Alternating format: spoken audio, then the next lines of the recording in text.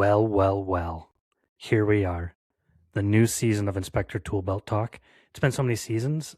I forgot which season it is. 6? 5? 10? 7? It's been a long time. And from your sultry tones, everyone can hear that you're not Beyond this time. No, we got David on for our first episode. Beyond is visiting his family in South Africa. For those that don't know, he's from South Africa originally. And he's taking a trip with his family, so he's not around for our Q1 market outlook. But that's okay. We'll beat David up. He has some insights for us.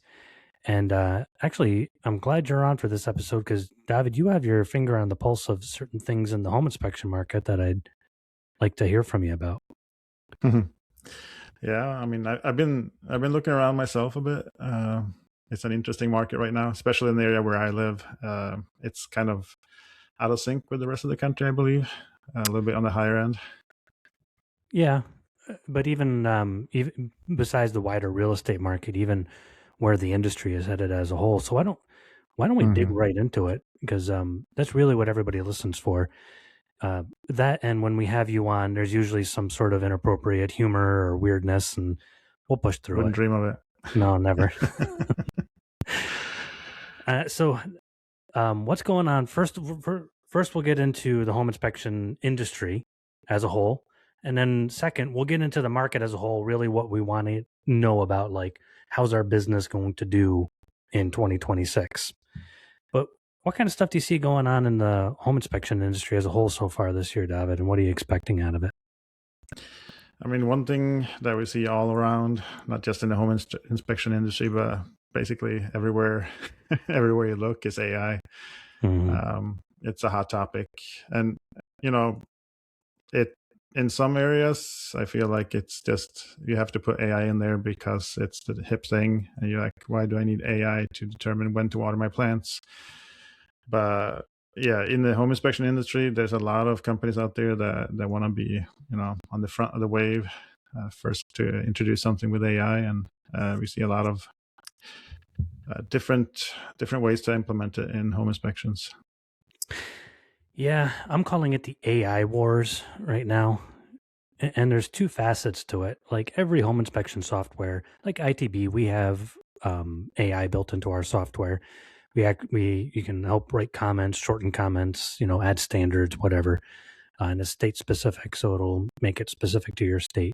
And, we do it ethically so that it's not training a larger model that other home inspectors can use. That's important, everybody. You get a great AI model, but you don't get access to, nobody gets access to your comments. Unfortunately, that's not how all software works. Matter of fact, from what I've seen, the vast majority, if not all, work the opposite direction. So we can get into that in a different podcast, but AI wars are totally on. And so the first aspect is going to be just having AI in your software. The second of it is software itself. It's never been easier or faster to make software. We had one of the people that works here at ITB make an internal app that saved us, 90 hours a month? It was insane of a certain part of our business. And he just made it. Took him a few weeks. Works great. Tweaks it here and there as time goes on. And it kind of blows my mind. Yeah. So we're seeing that in you don't have to know a lot. Yeah. You don't have to know a lot to be able to write a program anymore. Kind of bad news for Beyond, I guess. Yeah, Beyond is such a high-level developer. Like, for those who haven't listened to the episodes where we've mentioned this, he's developed software for large tool companies that help you analyze entire buildings. The software that you see, like National Grid use when the guys are typing out on their iPads looking at polls, Beyond designed that. He was the architect behind that. And so for him to watch the entire industry go to some guy in his 40s saying, you know what, I'd like something to do this. And he just makes it, it's kind of hysterical. But whenever you get that, it's kind of like licensing for home inspections. People always think licensing is a good thing. I've always said the opposite because it takes away the legitimacy of a person. So my uncle was never licensed as a home inspector. He never liked to say that he did home inspections. But when I got my license as a home inspector in my early 20s, I could literally say I have more qualifications than him because I have this piece of paper. Was I more qualified? No, but did I have more qualifications? Yes. So that's what software kind of is in the transition right now. People are like, I have software.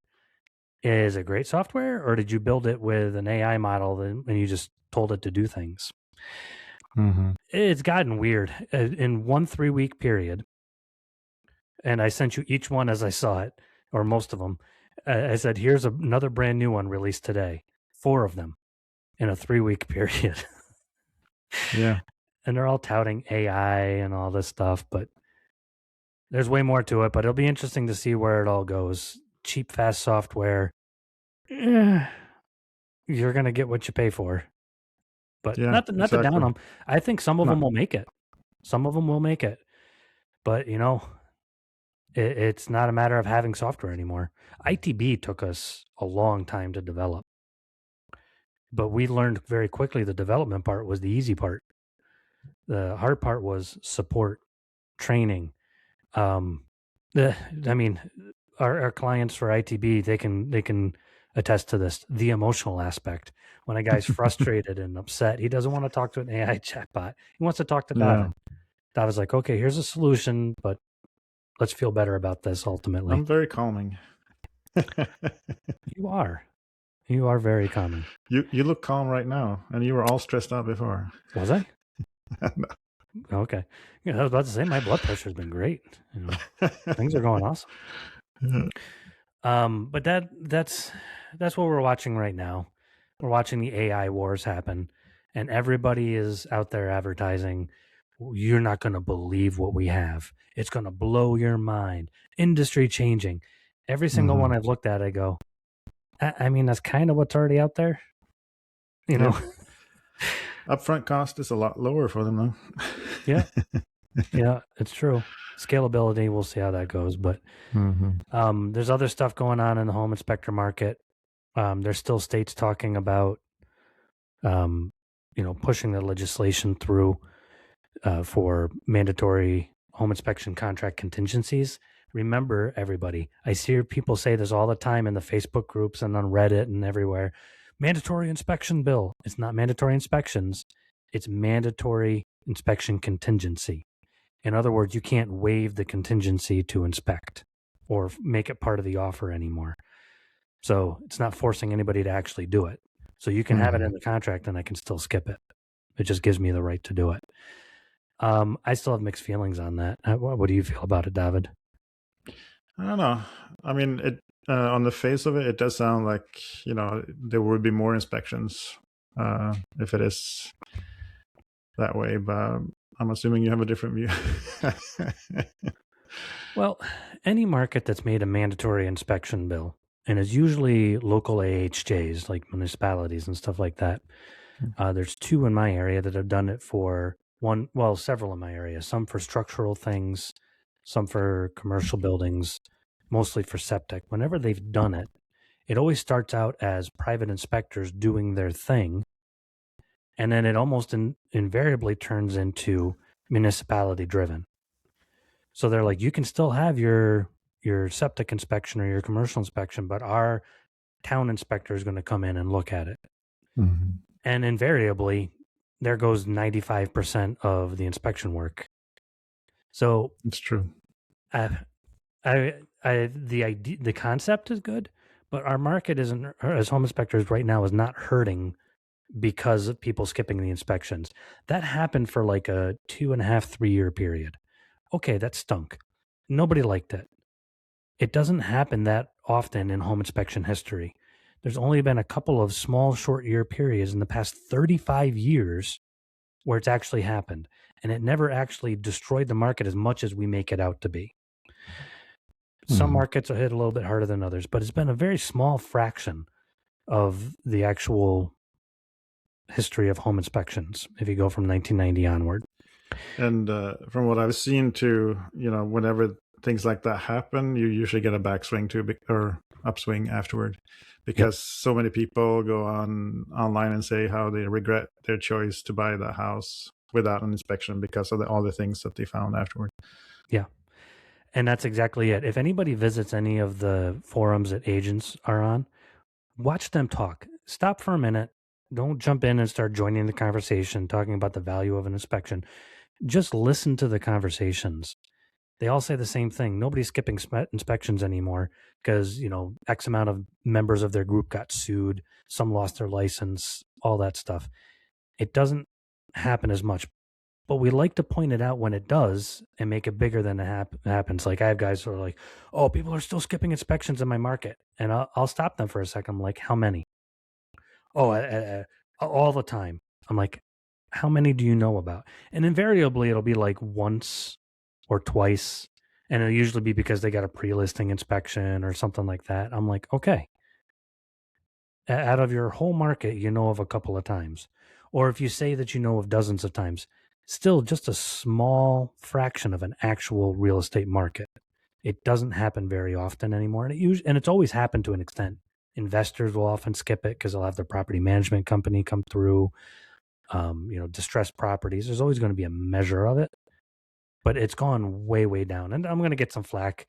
If you have flack for me, post it on our Reddit, channel or YouTube or Facebook or whatever. I don't mind the flack. Oh, interestingly, You live for the flack. I do live for the flack. I don't enjoy it, but I live for it.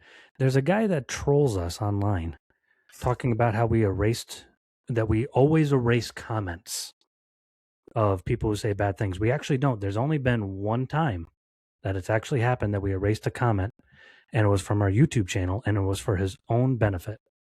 So if you post a comment, we leave it.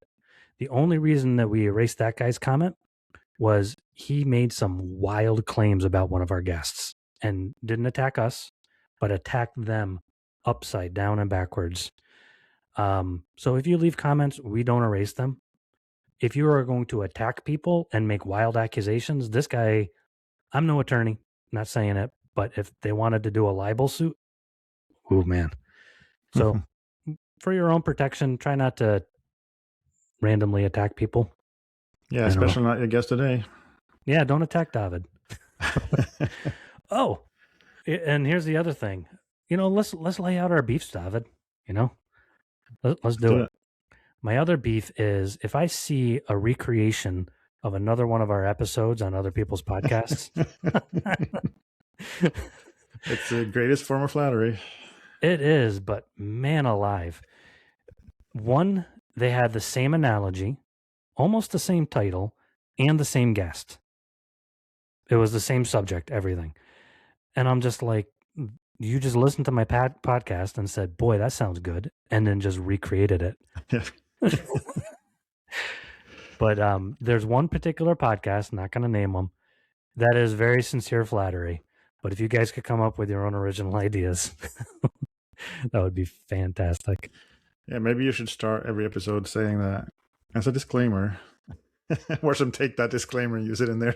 Yeah, really. If you're listening to this and you're thinking of copying it, please don't. Yeah. It's funny, the podcast. It's always been a great way to reach the inspection community, but the funniest stuff has happened from it. Like, we just get up here and talk and goof around, and we get subjects, and we have some amazing guests, but I'm always writing down ideas, fleshing them out, running them by people, finding the right guest to fit a subject, or do a solo podcast when it's something that's informational. It takes a lot of work, but the funniest stuff happens. And the copying of the podcast and the guy trolling us angry that we erased his one comment trying to save him from a lawsuit, those are some of the funnier things that happens. Yeah. But I always do when I do trainings, I usually tell people about the podcast if they aren't listening, especially like new inspectors. I feel like they can benefit a lot. And I tell them, like, I don't know how Ian comes up with new subjects to keep it going for so long, but that's probably a good reason why they're copying you too, because there's a lot of different subject that keeps coming up, just out of the blue. I'm like, I guess that's something new. Well, the market keeps creating new subjects, and I'm flattered that did you actually know that we're required listening for several inspection companies? Like, they have their employees and the business owners, and that everybody will listen to our episodes, which I'm flattered by. Some of our guests have said that about their own companies. But we've digressed quite a bit. And there's the inspection market. AI wars. That's all we hear about. But that's going to be the big thing to watch. Let's talk about the market itself.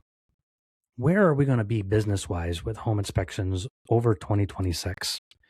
So first, I want to say I am extremely proud that we have been 95% accurate. Back in 2024, we were predicting what it was going to be in 2026, and we're right on par with 95% of it. There's some things that I didn't expect to be wrong about. And there were I thought of one earlier. There were minor things. Like I thought we would have not been as this far into the turnaround by now. I thought 2027 was going to be the year where we're going to hit probably some of the stuff that I expected in 2026 later this year. But I mean, there's a whole bunch of, I mean,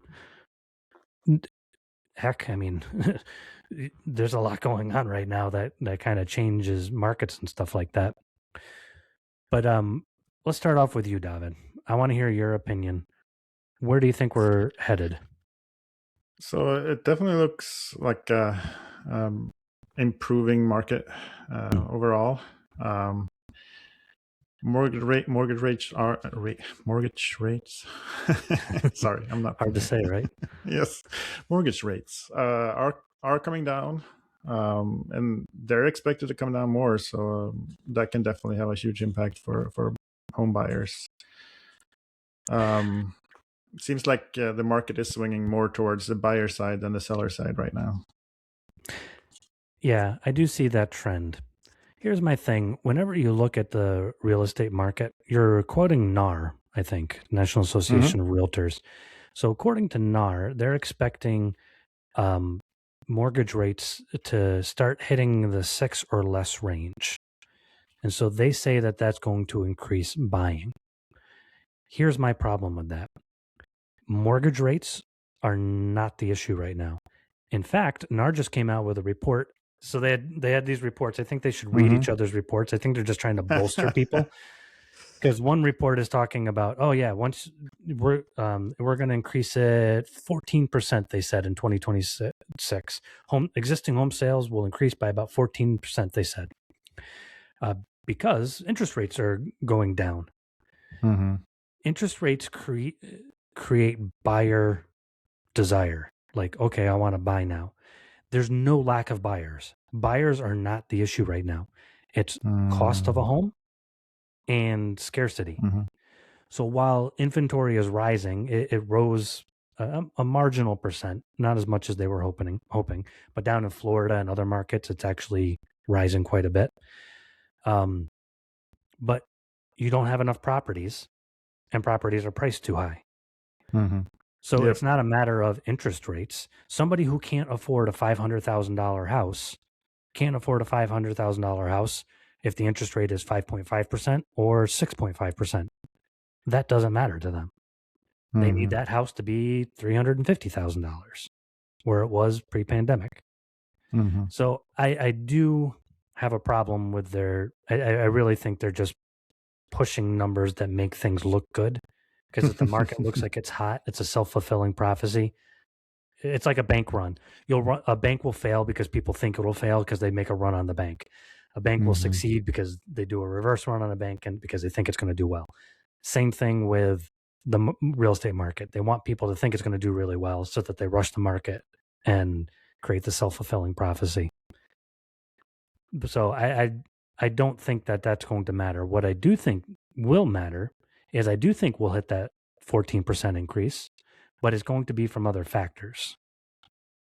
So 2 factors, one bigger, one smaller. One bigger being we're pricing ourselves out of the market all over the place.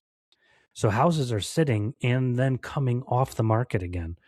I forget where I saw it. I want to say Market Watch, but I don't think it was Market Watch. But they were talking about the rotation of houses. Houses have sat on the market for 8 to 12 months and then come off the market. So they didn't sell at the higher price. So once that starts to happen, you get more inventory. but we're going to need a stupid amount of inventory. And the feds aren't going to let the inventory go so high that it creates a buying spree. So Mm-hmm. once house prices come down, then people are going to start buying again, but they're going to raise interest rates again to kind of control the market. Yeah. And I am a little bit of a Zillow watcher around my area. And I have definitely seen that happening. There's some houses you're like, oh, that's still for sale. And then it disappears, comes back on with a lower price. Um, so that is a positive change. But one thing that I like too that Norm mentioned is that it's very regional, the pricing of houses. And I think that's probably gotten more emphasized or exaggerated than it was in the past, Hmm. where different markets, it can be a difference of several $100,000 for a similar size home, just depending on where it's located. It's funny. I was just looking at houses in Orlando, um, Tampa, Florida, just in Florida in general. Don't do it. No, I know, I'm not. I go to visit my in-laws in Florida, and whenever you're away, you're like, I wonder how much a house would cost down here, you know. Uh-huh. But it blows me away. If you took any of those houses, even though Florida doesn't have basements, and put it up here in New York, it would instantly be $200,000 more, even without the basement. You move my house down there, and it would be cut in half of the price. It's just nutty how different the two markets are, and Hmm. that's even though inventory is rising in Florida, the prices haven't gone down a whole lot yet. It even with that factor, it's still just a huge difference. You go to the Midwest, you can own a mansion for the price Hmm. that you own a small single family home in upstate New York, and not even in a Yeah. nice area. Yeah. There's a house not too far from where we live. It's like, I want to say like 700 square feet or something like that, on the market for over $300,000. And they'll get it in your market. Yeah. They'll get it because I Yeah. know your market well. But here's another thing that I am encouraged by seeing. So whether it goes through or not, or how they institute it, I have some questions on it. But the feds want to stop the large corporations from buying up single family homes anymore. So Hmm. one of the reasons that the market is overpriced is because during the pandemic, one of the safest places to keep your money were in single family homes. If you bought a single family home end of 2019, beginning of 2020 at $200,000, you would have it right now at almost $400,000 in most areas. Great So, investment. yeah, it was a great investment for him, especially because there was a slight recession, technically in most aspects, where the market went down. So they took their money, put it in there, and then when they started investing back in stocks again, when it went back up, they're like, "Oh, there's a lot we can do with this." They're like, "We have a giant portfolio." So I thought they would have made regulations earlier on. They didn't, but they're talking about it now. And the quote that I liked the best was, "Single family homes are for families." Just Hmm. that.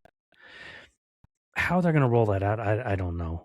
I mean, are you going to take those homes away from corporations? At what size can you not buy a single family home?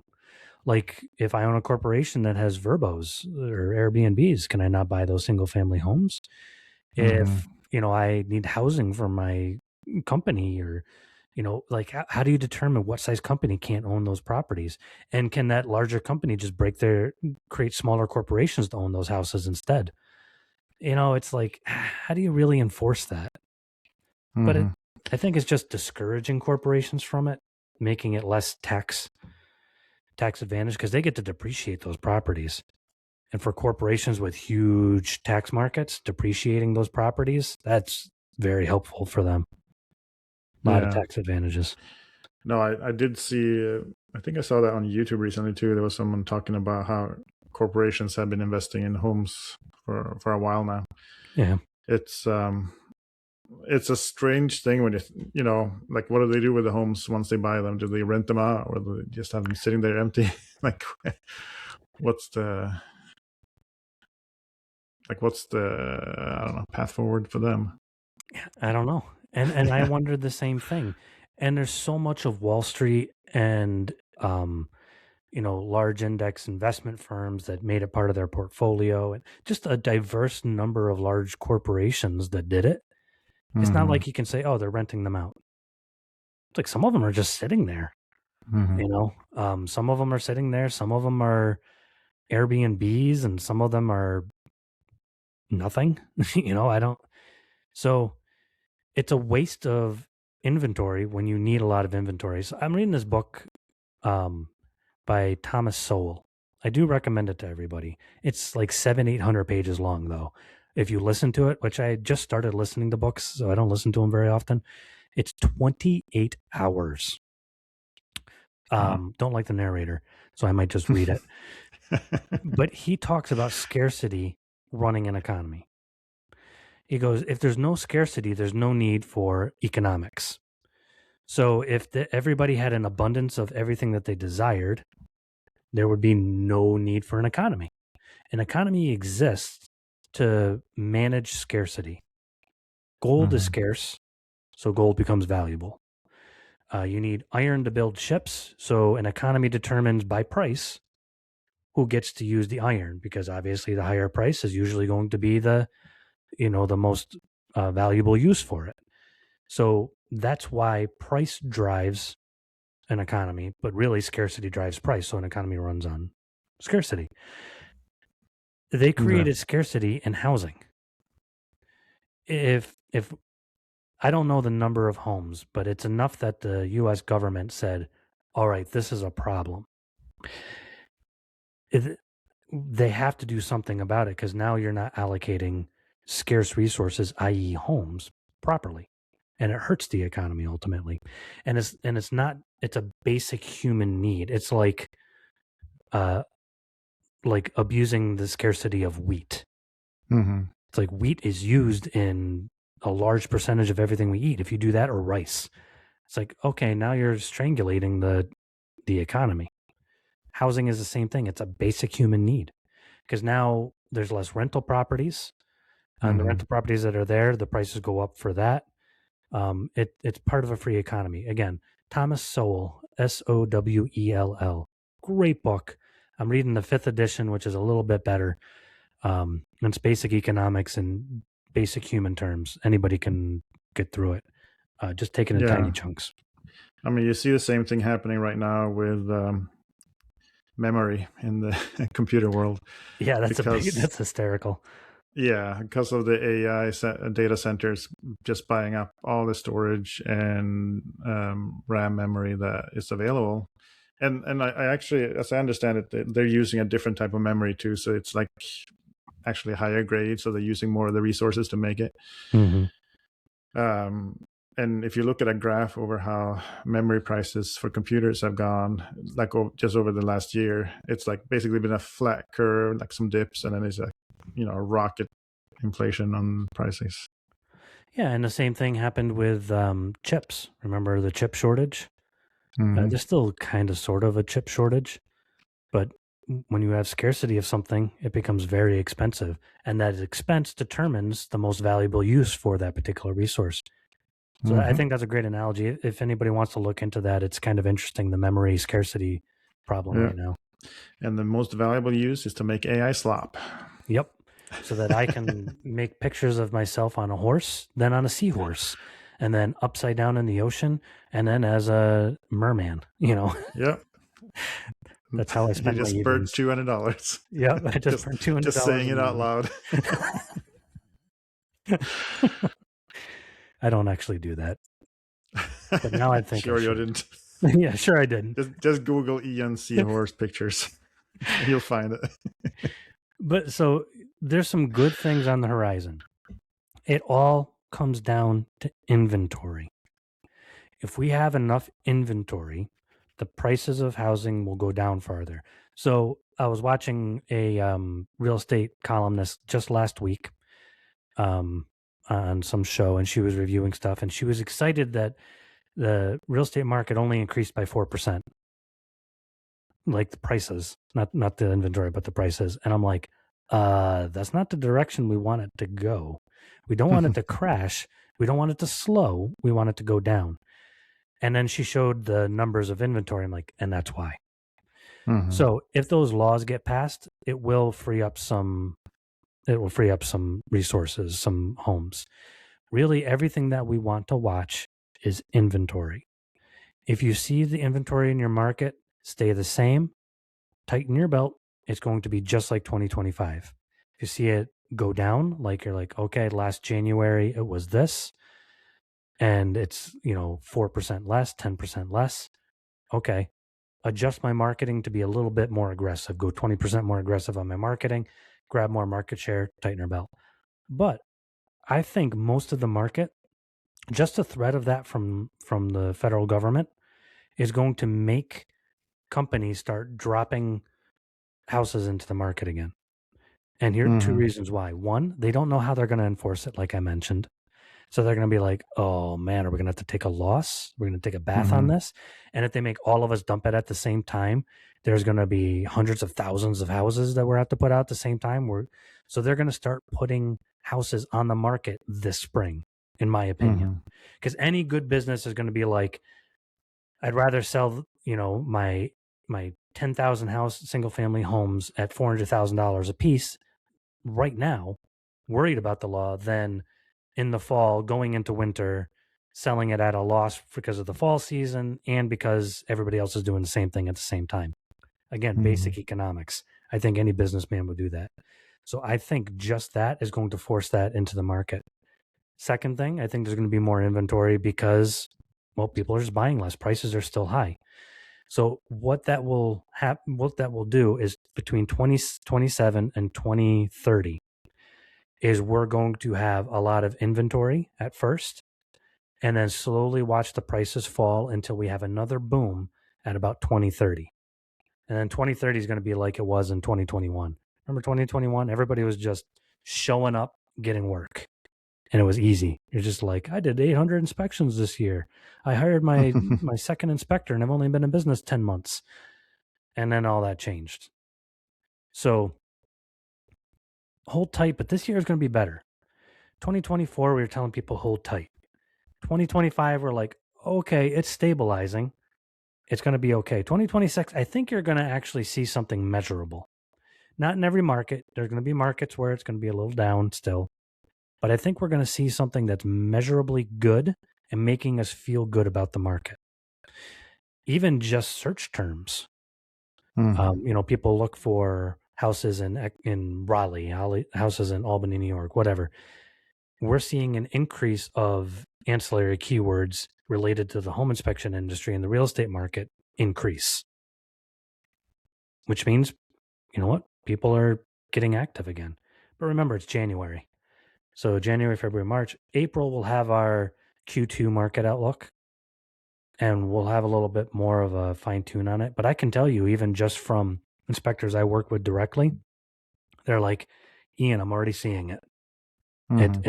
It's not nearly as bad as it was 2023, better than 2024, 2026. I don't think it's going to be quote unquote my year. I don't think anybody's going to be able to say that, but it's definitely going to be okay. I'm not, sweating bullets at the end of each month, wondering what's going to happen. I don't know. What do you think based on the data there, David? No, it definitely sounds like everything I've looked at online too. It's a positive, cautiously positive tone across the board. It seems. Yeah. And whenever you see it positive like that, us as home inspectors, we see it usually about 4 to 6 weeks after.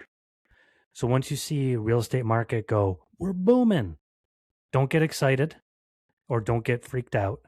Just say, okay, let's give it 4 to 6 weeks because they have to get through all the contract period and all that other stuff. We're gonna do pretty good this year, I think. We do have some challenges on the horizon though. A couple things that are still going to hold us back: inventory and pricing. Those are the two big things. We need properties to move, but once inventory goes up, pricing will go down. And then we're going to start seeing things again like pre-listing inspections. We're going to see buyers stepping away from deals, which is starting to happen Mm-hmm. right now, by the way. I wish I had that number in front of me, but they say more people are walking away from deals for inspection related contingencies than before. And it was a notable number. So that equals a second inspection typically. So let's say it's 14% of transactions, 1% just leave the market, 3% do something else. That still means 10% of the market comes back around and you get that inspection again because they looked and found a different house. It's starting. We should feel good about that. Well, it's already started, I should say. It's starting to get to the point where, somebody starts working out and they're like, I can see results. And everybody's like, yeah, I don't know. I don't see it yet. And then 6 months later, you're like, now I see it. Okay. We're at that point where we're going to be like, all right, Ian's been talking about this since the middle of 2025 that things are going to be good. I think we're going to start seeing it this year for the most part. So let's talk strategy then. What do you think home inspectors should do going into this year? I'll tell you what my businesses we're working on, and the inspectors I work with. Well, in case anybody's listening, maybe this is your first season. I'm a home inspector. I own inspection companies. So I kind of, I put all this into practicality. David's not, but what do you think, David? I mean, for one thing, not going overboard. Don't start investing in new tools and hiring new people because you're thinking that a boom is coming, because that's going too far on that side. But definitely, upping your marketing, trying to make sure that you have a bigger market share, making some friends with the realtors that you believe are going to have a bigger inventory to share. Some planning ahead, I guess you could say. So, and that's good business wise. Don't jump all in just yet. But increasing your marketing is important. So every 5 years, here's my marketing plan, and I'll tell you about it because it is one of the best times to be well found online, to have good SEO and AEO. AEO is for AI, SEO is for things like Google and stuff like that. For some reason, over the past 2 years, everybody has believed the hype that Google is dead and that everybody does all their searching with AI, and that's how it is. As of right now, Google represents still more than 80% of searches online. AI, ChatGPT, well, let's take ChatGPT. It's less than Microsoft, or about the same as Microsoft. How many people use Microsoft to search? There's like some 80-year-old dude. I do it every now and then just for fun. Do you really? Yes. And it gives me terrible results every time. Every time.